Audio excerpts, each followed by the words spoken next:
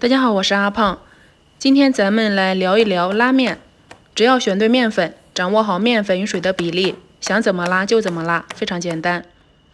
首先选用高筋面粉，或者是麦芯粉，低筋面粉千万不要。普通面粉次之，再加入一勺食用盐，增加面粉的筋性。我这里用的是高筋面粉400克。拉面的面团要和得稍微软一点。先把它搅拌成絮状，揉面时就能够轻松很多。尤其是不会和面的小伙伴，可以试试这个方法。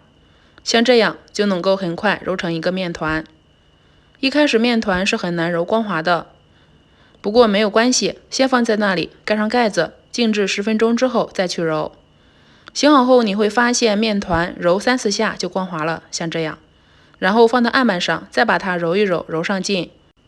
揉到面团比较瓷实，切开之后横切面比较光滑就行了。然后再搓成长条，把它分成均匀的面剂子。接下来取出面剂子，直接放在案板上，揉成长条，粗细像手指一样就行。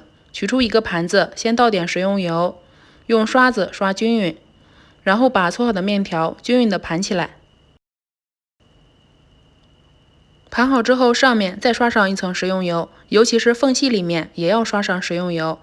最后盖上保鲜膜，醒面1个小时。时间到，把盘子里多余的油倒在案板上，用手均匀的涂抹开。拿出一根醒好的面团，两头对折放在案板上，边摔打边拉长。面条的粗细根据你的喜好而定。水烧开，把拉好的面条全部下进来。然后用筷子把它搅散开，煮至全部浮起来，放上一点青菜，里面没有白心就可以控水捞出来了。吃的时候拌上自己喜欢吃的卤子，或者直接做油泼面、酸辣面都行。